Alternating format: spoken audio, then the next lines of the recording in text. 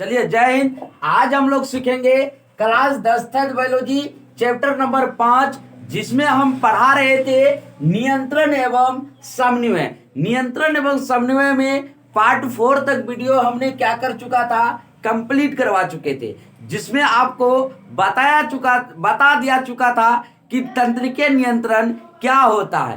तंत्रिके नियंत्रण किसे कहते हैं, तो हमने बताया था कि दिमाग और दिमाग के द्वारा जो भी हमारे शरीर में नियंत्रण होता है उसे ही हम कौन सा नियंत्रण कहे थे मेरे भाई, उसको बोले थे तंत्रिके नियंत्रण। लेकिन तंत्रिके नियंत्रण कोई पूछेगा बताओ किससे बना होता है, हमने आपको बताया था तंत्रिके नियंत्रण जो बना होता है वो बना होता है न्यूरॉन का। तो आज हम लोग पढ़ेंगे न्यूरॉन क्या होता है जो पूरे शरीर को क्या करके रखता है, कंट्रोल। क्योंकि तंत्रिके नियंत्रण कंट्रोल करता है, लेकिन बना होता है, कोई पूछेगा बताओ किसका, न्यूरॉन का। जिस तरह से आप खाते हैं रोटी, लेकिन गाना किससे जाता है, बनता है आटा से। इसी तरह पढ़ते हम लोग कंट्रोल करता है तंत्रिके नियंत्रण, लेकिन बना किससे है, न्यूरॉन से। तो इसके बारे में हम लोग को जानकारी होना चाहिए। तो आइए, कोई पूछेगा एक बात बताओ नियंत्रण न्यूरॉन होता क्या है।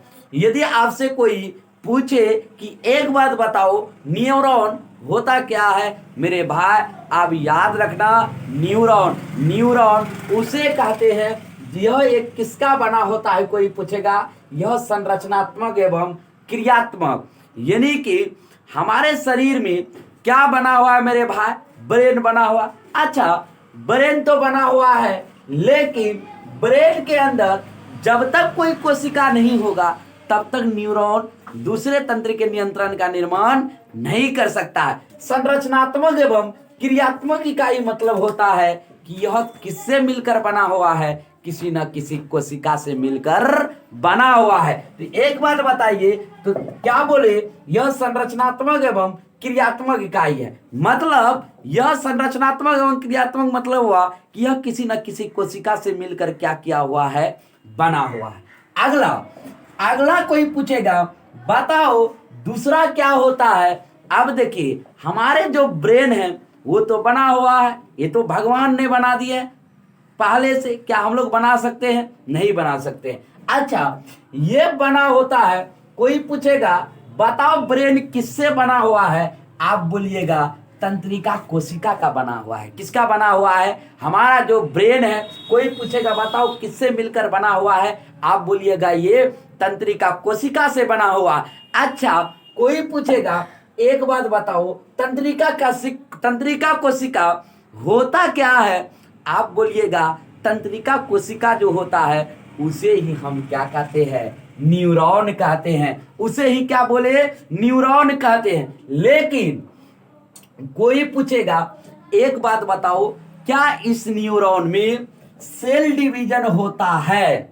सेल मतलब हुआ कोशिका, डिवीजन मतलब होता है बांटना।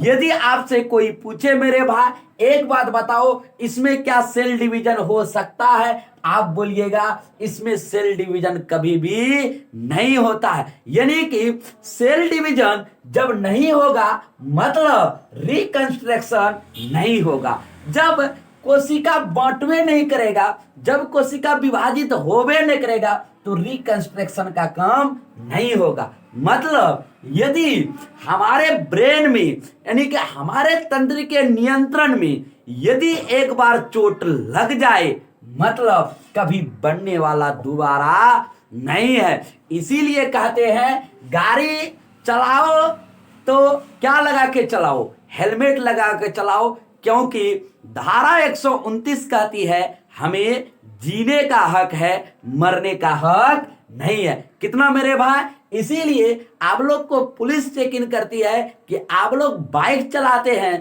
तो हेलमेट लगाते हैं कि नहीं। इसीलिए कहते हैं हेलमेट क्या करके चलो, लगा के चलो। कितना के तहत, धारा 129 के तहत कहता है कि आप हेलमेट लगा के चले, आपको जीने का हक है, मरने का हक नहीं है। तो आइए, यदि आप लोग लड़ाई उड़ाई भी करते हैं, गांव में किसी से लड़ाई भी करते हैं तो आप लोग कोशिश करें कि लाठी लेकर निकलते हैं तो घर में पहले हेलमेट पहन ले।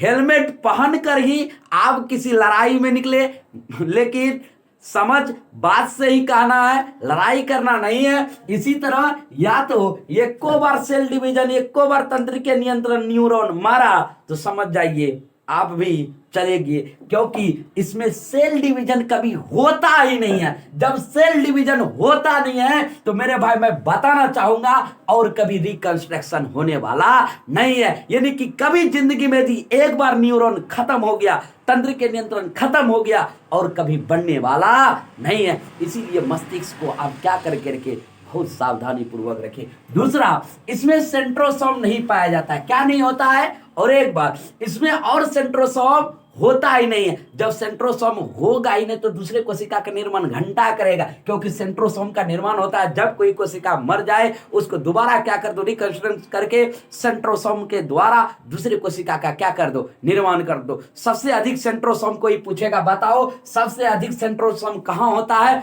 आप बोलिएगा लीवर, जिसको बोलते हैं यकृत, जिसको उर्दू में बोलते हैं जिगर। सबसे ज्यादा अधिक कोई पूछेगा, बताओ कहां होता है रिकंस्ट्रक्शन? आप याद रखिएगा लीवर, सबसे कम मस्तिष्क। इसी तरह इसमें यदि सेंट्रोसोम भी नहीं पाया जाता है, इसीलिए सेंट्रोसोम मतलब हुआ कि कोशिका का विभाजन होता ही नहीं है। कभी भी जिंदगी में कोशिका का विभाजन होता नहीं। जब एक बार इसकी मृत्यु हो जाए मतलब जिंदगी में कभी भी सेंट्रोसोम नहीं पाया जाता है, मतलब कोशिका का विभाजन नहीं होता है। जब आप न्यूरॉन इतना समझ गए, मतलब अब हम लोग का कोई सवाल पूछेगा, अच्छा जब सेंट्रोसोम ही नहीं होता है फिर भी हमारे ब्रेन में कैंसर क्यों होता है? आपको मैं बताना चाहूंगा मेरे भाई, कैंसर का पहला मस्तिष्क ब्रेन कैंसर का यदि कोई पूछेगा, बताओ सबसे पहला स्टेज क्या होता है? आप याद रखिएगा ब्रेन कैंसर का सबसे पहला स्टेज होता है ट्यूमर। यानी कि यदि किसी व्यक्ति को ब्रेन कैंसर हो गया मतलब समझ जाइएगा उसका कैंसर का पहला स्टेज होगा ट्यूमर। और ट्यूमर में पहली महिलाएं की क्या झड़ती है, पूरी बाल पूर्ण रूपेण क्या हो जाती है, झड़ जाती है। यदि आप देखिएगा महिलाओं को तो वीरान तरीका से लगेगा। तो आइए अब हम लोग न्यूरॉन की क्या लिख लेते हैं, डिफिनेशन देख लेते हैं। तो आइए, जब आप न्यूरॉन समझ गए मेरे भाई, अब आपको हम डिफिनेशन लिखा दिए हैं। देखिए कहता है तंत्रिका तंत्र, जो हमने आपको समझाया वही बात लिखा हुआ है। कहता तंत्रिका तंत्र के संरचनात्मक एवं क्रियात्मक इकाई को क्या कहते हैं? न्यूरॉन कहते हैं। संरचनात्मक एवं क्रियात्मक इकाई क्या है हम आपको बता चुके। इसके बाद लिखे हैं ये सूचनाओं के शरीर के विभिन्न अंगों को मस्तिष्क तक पहुंचाने का कार्य करता है। और मस्तिष्क के विभिन्न अंगों तक सूचनाओं को क्या कर देना, इंफॉर्मेशन लेना और विभिन्न अंगों तक पहुंचा देना, तथा आदेश शरीर के अंगों को देता है। यदि कोई पूछेगा बताओ ऑर्डर देने वाला कौन, आदेश देने वाला काम कौन करता है? न्यूरॉन करता है। जिस तरह से यदि दुकानदार मालिक है, स्टाफ को क्या देता है? आदेश देता है, तुम क्या करो, ये काम करो, वो काम करो। इसी तरह ये भी शरीर के अंगों को क्या देता है? आदेश देता है। लेकिन आपको कोई पूछेगा एक बात बताओ ये न्यूरॉन क्या है? आप याद रखिएगा हमारे शरीर की सबसे लंबी कोशिका यदि आपको पूछे मेरे भाई, आप याद रखिएगा हमारे शरीर की सबसे लंबी कोशिका क्या है? कोई पूछेगा आप याद रखिएगा न्यूरॉन है। क्या है? हमारे शरीर की सबसे लंबी कोशिका यदि कोई पूछेगा बताओ कौन सा है, उसे बोलते हैं न्यूरॉन। यानी कि ये तंत्रिका तंत्र जिसे हम लोग क्या बोलते हैं, न्यूरॉन बोले थे, तो तंत्रिका तंत्र होता है जिसे हम लोग क्या बोल सकते हैं, न्यूरॉन भी बोल सकते हैं, कोई दिक्कत नहीं है। तो ये हमारे शरीर की सबसे लंबी कोशिका। लेकिन कोई पूछेगा एक बात बताओ हमारे शरीर की सबसे छोटी कोशिका क्या है? यदि आपसे कोई पूछेगा बताओ सबसे छोटी कोशिका क्या है, आप बोलिएगा हमारे शरीर की सबसे छोटी कोशिका जो है वो है शुक्राणु। इसी को बोलते हैं कौन चीज? स्पर्म। कौन सा मेरा भाई? आप याद रखिएगा, उसी को बोलते हैं स्पर्म। ये स्पर्म कोई पूछेगा बताओ किसमें पाया जाता है, आप याद रखिएगा ये पुरुषों में पाया जाता है। दूसरा आपसे कोई पूछेगा बताओ सबसे बड़ी कोशिका कौन सा है हमारे शरीर की, तो आप याद रखिएगा सबसे बड़ी कोशिका यदि आपसे कोई पूछे वो है ओवम। यानी कि कोई पूछेगा बताओ ओवम मतलब क्या होता है, ओवम मतलब होता है अंडाणु। तो आदि आप इतना समझ गए तो मेरे भाई एक स्क्रीनशॉट ले ले। यदि स्क्रीनशॉट ले लिए तो आइए अब देखते हैं न्यूरॉन की बनावट। अब हम लोग देखते हैं मेरे भाई न्यूरॉन की कौन चीज? बनावट। देखिए कभी भी 5 नंबर पूछता है तो 3 चीज आपको लिखना ही पड़ेगा। न्यूरॉन क्या है, बनावट क्या है तथा इसकी कार्यविधि। 3 चीज तो मेरे भाई आपको लिखना ही पड़ेगा। एक बात याद रखिएगा, आप मेरा चित्र देख के हंसते भी होंगे लेकिन आपके किताब में चित्र दिया हुआ है। हम सिर्फ समझाने के लिए क्या बनाए मेरे भाई? चित्र बनाए हैं, नहीं तो हम कहाँ समझाते। तो जैसन भी चित्र बना है नाराजगी होने की कोई बात नहीं है, आपकी किताब में बना हुआ है। इतना बात आपको क्या कर देना है? लिख देना है। अब कोई पूछेगा एक बात बताइए, हम लोग का दिमाग तो छोटा होता है, कितना टो है? इतना टो, लगभग कै केजी? 1.5 केजी का वजन होता है। लेकिन आप इतना बड़का बना दिए हैं न्यूरॉन, इतना बड़ा होता नहीं मेरे भाई। ये तो हमने क्या किया है, बनाया है चित्र बड़ा, थोड़ा आपको क्या करके आए समझ में आए। यदि हमारे भी दिमाग में छोटका है उंगली बराबर, उसको भी यदि इतनी उंगली बराबर लिखते तो समझ में आता नहीं। इसीलिए हम लोग कौन सा चित्र बनाते हैं? बड़ा चित्र बना के समझते हैं। एक बात बताइए, कोई पूछेगा एक बात बताओ, क्या इतना बात याद रखना है न्यूरॉन में? घंटा याद नहीं रखना है इतना बात। आपको मुख्य रूप से 3 बात याद रखना है। कै बात मेरे भाई कोई पूछेगा? देखिए इस न्यूरॉन में अच्छा से आप देखिएगा तो इसमें आपको 3 चीज दिखाई देगा। कै भाग? कोई पूछेगा इस आकृति में नजर उठाओ, भाग बताओ कितना है, आप बोलिएगा इसमें हमको 3 मेन भाग दिखाई देता है। सबसे पहला कोई पूछेगा बताओ ये जो घासनुमा आकृति का होता है ये क्या बोलते हैं? इसको बोलते हैं डेंड्रॉन। कौन चीज मेरे भाई? कोई पूछेगा इस घासनुमा संरचना को क्या बोलते हैं? उसको बोलते हैं डेंड्रॉन। इसके बाद नजर उठाइएगा, आप कोई पूछेगा एक बात बताओ, मतलब जितना भी है सारा ये सब क्या है मेरे भाई? आप बोलिएगा ये सब जितना भी है सारा डेंड्रॉन है। क्या है मेरे भाई? ये सब जितना भी है सारा क्या है? डेंड्रॉन है। तो पहला न्यूरॉन का कोई पूछेगा भाग बताओ, डेंड्रॉन। इसके बाद कोई पूछेगा दूसरा भाग बताओ, न्यूरॉन का दूसरा भाग क्या है? जब आप नजर उठाइएगा ये खबचा देख रहे हैं, खबचा खबचा खबचा खबचा, इसी खबचा को बोलते हैं साइटोन। क्या बोलते हैं मेरे भाई? साइटोन। तो कोई पूछेगा बताओ न्यूरॉन का दूसरा भाग क्या होता है? आप बोलिएगा साइटोन। न्यूरॉन का पहला भाग डेंड्रॉन, दूसरा भाग साइटोन। साइटोन का अंदर में रहता है कौन चीज?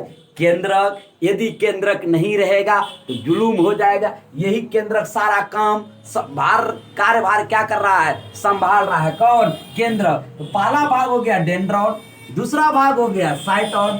अब और एक बार नजर उठाइएगा, तीसरा कोई पूछेगा इस न्यूरॉन का तीसरा भाग बताओ, आप बोलिएगा ये तो हो ही गया खत्म, ये खत्म हो ही गया, ये खपचा खपचा, यहाँ पर तो पूरे में केंद्रके है, ये साइटोन हो ही गया। मतलब आप हम लोगों को इस चित्र से नीचे जैसे आएंगे आपको दिखाई देगा कौन चीज? एक्सॉन। कोई चीज दिखाई देगा मेरे भाई? आपको दिखाई देगा एक्सॉन। तो आप कोई पूछेगा बताओ केंद्रक के कितने भाग? आप बोलिएगा 3 भाग। कौन कौन? Dendron, cyton, axon. और कुछ याद रखना ही नहीं है, लेकिन 3 चीज याद रखना। ये वाला इसको क्या बोलेंगे, घास, घास के तरह है, डेंड्रॉन। अच्छा, घास के जस्ट नीचे आए उसको बोले साइटन। इसके बाद कोई पूछेगा बताओ ये क्या हुआ, एक्सॉन। तो केंद्रक में कोई पूछेगा बताओ मुख्य भाग कितना, आप याद रखिएगा मुख्य भाग कितना होता है, 3। पहला डेंड्रॉन, दूसरा साइटोन, तीसरा एक्सॉन। आप बोलिएगा ये सब क्या करता है, जो करता है हम लोग को फर्क पड़ने वाला नहीं है। ये सब क्या बना हुआ है, कोशिका। इसी कोशिका से मिलकर क्या क्या हुआ है, बना हुआ है। ये सब क्या है मेरे भाई, कोशिका। अच्छा, लेकिन आपको पता होना चाहिए, हमने अभी तुरंत बोला कि न्यूरॉन के कितने भाग, 3 भाग, डेंड्रॉन, साइटोन, एक्सॉन। यदि आप दाल भात, आप घर में क्या बनाते हैं, खाना बनाते हैं, तो खाना में यदि मुख्य रूप से 3 चीज बनाए तो बोलिए, पहला बोलेगा बताओ चावल कौन, डेंड्रॉन, दाल कौन, साइटोन, चोखा कौन, एक्सॉन। बस न्यूरॉन का तीनों भाग क्या हो गया, समेट गया। चावल दाल चोखा, डेंड्रॉन साइटोन एक्सॉन। चावल दाल चोखा, चावल डेंड्रॉन, दाल साइटोन, चोखा एक्सॉन। बस न्यूरॉन हम लोग क्या कर लिए, समझ लिए। तो आइए अब न्यूरॉन में डेंड्रॉन क्या है, साइटोन क्या है, एक्सॉन क्या है, तीनों समझते हैं क्या होता है। तो आइए अब हम लोग देखते हैं डेंड्रॉन, साइटोन, एक्सॉन।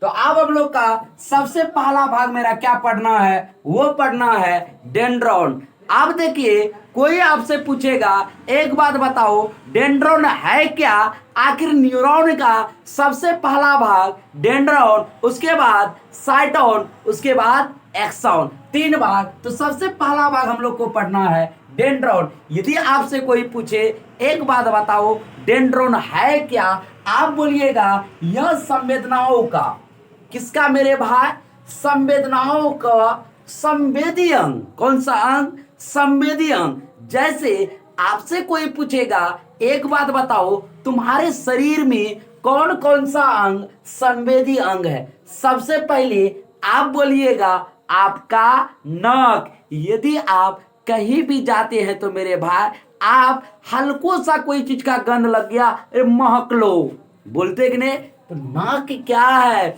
संवेदी अंग है, सबसे ज्यादा संवेदी, मनुष्य से भी ज्यादा संवेदी अंग कुत्तों का होता है। किसका, नाक। बहुत गंदी, हल्का सा सुगंध से पता कर लेगा। इसीलिए कहीं वहीं भी क्या होता है मेरे भाई, क्राइम होता है, किसको लेके जाता है, कुत्तों को। किसकी सहायता से सूंघता है, नाक की सहायता से वो क्या कर लेता है, सूंघ लेता है। तो यदि बगले में हम लोग का कचरा फेंक दे, क्या बोलते हैं, महक गया। किससे पता चला, मुंह द्वारा नहीं, नाक के द्वारा। मतलब ये क्या है, बिल्कुल एक्टिव अंग है, मतलब संवेदी अंग है। हल्को सा कुछ महका, यदि विद्यार्थी का 10-20 में महका दिया तो बोलते हैं रे महका, पूरा महक गया। तो क्यों अंग है, संवेदी। इसी तरह कान भी कोई पूछेगा बता हम लोग का कैसा अंग है, आप याद रखिएगा कान भी हम लोग का कैसा अंग है, संवेदी अंग है। लेकिन सबसे ज्यादा संवेदी अंग कोई पूछेगा बताओ, फिर कुत्तों में। कुत्ता को आप बढ़िया से सुते हुए खूब नींदों में है क्यों नहीं, देखा कि उधर से क्या होने वाला है, अटैक। पहले कान भिरा के सुनेगा किधर से अटैक होने वाला, इधर से अटैक, नंगरी उठाया पटाख सीधा क्या हो गया, निकल गया। तो ये क्या है, संवेदी अंग। तीसरा कौन, जीभ। आपको पता होगा जीभ भी इतना संवेदी अंग है, यदि कोई दूसरा अचार खाए आपका मुंह में पानी नहीं आया तो फिर इस YouTube चैनल के वीडियो देखना छोड़ देना मेरे भाई। क्योंकि जीभ में यदि कोई अचार खाए आपके मुंह से क्या निकल जाएगा, जीभ से पानी निकल जाएगा। मतलब ये भी कौन अंग है, संवेदी अंग है। नहीं विश्वास होता तो आप अचार खा के आजमाइएगा दूसरे के सामने, वो भी क्या हो जाएगा, पटापट। मतलब से ग्रहण कर, यानी कि नाक के द्वारा जो सुना, इसके बाद कान के द्वारा जो सुना, इसके बाद जो जीभ से पानी गिरा, सारा से ग्रहण कर किसको दे देता है, कहता है और हमसे संभलेगा नहीं, दूसरा भाग को दे देता है साइटोन। अब क्या करो, ले लो सूचना। बोलता तुम हमको भेज दिया, बोला हाँ आप ही को भेज दिए। जैसे ही डेंड्रॉन, अब सूचना किसके पास आ गया, डेंड्रॉन का जितना सूचना हुआ अब सारा सिस्टम किसके पास आ गया, साइटोन के पास। आप देखिए साइटोन क्या कहता यह न्यूरॉन का कैसा संरचना है, बिल्कुल ताराकार संरचना। अभी तुरंत आपको डेंड्रॉन बताए थे तारा के तरह। ताराकार मतलब क्या होता है मेरे भाई, तारा। तारा आप लोग देखते हैं दिन में कि रात में चमकता है तारे, इसी के तरह इसकी क्या होती है, संरचना होती है, जिसमें केंद्रक तथा कोशिका हृदय पाए जाते हैं। यह डेंड्रॉन से आप डेंड्रॉन से आने वाली जो सूचना इसको था, ये किसको दे दिया, एक्सॉन को। ये तो खेले हो रहा है मेरे भाई, उसके पास पहले सूचना, वो चुचंद्रा दे दिया साइटोन को। अब ये साइटोन क्या करता है, बोलता है मेरा ताराकन संरचना है, हम में है केंद्रक, हमको टेंशन नहीं है, हमारे पास है कोशिका हृदय और वो टेंशन नहीं है। बस बोला और हम तुम्हारा सनेश नहीं रखेंगे। बोला आप सनेश नहीं रखिएगा, बोला नहीं रखेंगे।